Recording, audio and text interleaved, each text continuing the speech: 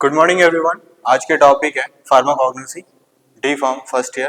तो whole over discuss करेंगे pharmacognosy के बारे में, क्या है और इसका अर्थ क्या है फार्माकोग्नोसी का। चलिए बात करते हैं। तो pharmacognosy, introduction of pharmacognosy, definition, history and present status and scope of pharmacognosy. तो सबसे पहले जानते हैं ये जो फार्माकोग्नोसी जो वर्ड है ये कहाँ से आया है। Pharmacognosy is the basically derived from two words. ये जो वर्ड है ये आए दो वर्ड से, pharmakon, Greek word pharmakon that means drugs, and gnosis, gnosis that means knowledge. So simply it means the knowledge of drugs. Pharmacognosy means simply the knowledge of drugs. Drugs मतलब आप मत समझिए जो चरस गांजा ये सब मतलब बाहर में प्रचलित है, ये सब नहीं। ड्रग्स, मेडिसिन का जो ड्रग्स है, तो simply it means the knowledge of the drugs. So pharmacognosy means the study of drugs obtained from the natural origins. हमारा प्रकृति में जो सोर्सेस है उससे भी बहुत सारे सोर्स से ये सारे ड्रग्स बनता है। लाइक प्लांट्स, प्लांट्स मतलब चारा ट्री से बनता है, एनिमल जीव जंतु से बनता है, मिनरल्स मतलब हम लोगों का भूगर्भ के अंदर जो मिनरल्स है उससे भी काफी सारे ड्रग्स बनता है। ठीक है, तो सिंपली फार्माकोग्नोसी के बारे में इंट्रोडक्शन मैं आप सभी को बताया। और नेक्स्ट अगर बात करें, जो ड्रग नेचुरली ओरिजिन होता है उसको बोला जाता है क्रूड ड्रग्स।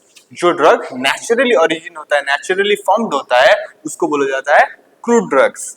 और सबसे पहले क्रूड ड्रग्स के बारे में एक सिंपली बात बोलेंगे, pharmacognosy means the study of crude drugs.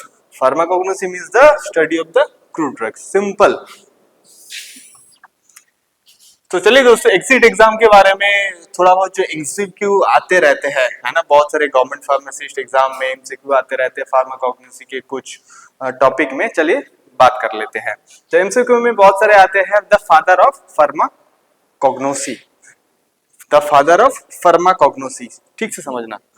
तो इसमें आंसर आता है डिस्कॉर्डिस, ठीक है।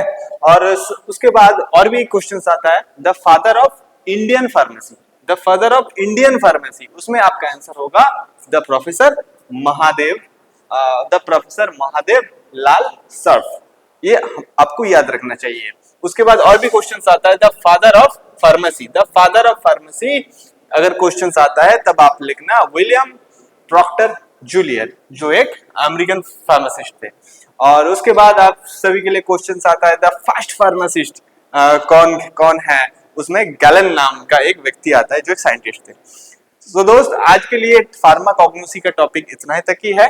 और इसमें उसके बाद लॉन्ग क्वेश्चंस भी आता है एग्जाम में, द स्कोप ऑफ फार्माकोग्नोसी, उसमें 5-6 पॉइंट्स रहता है, उसके लिए ब्रीफ बात करेंगे अगली लेक्चर्स में। आज के वीडियो इतना।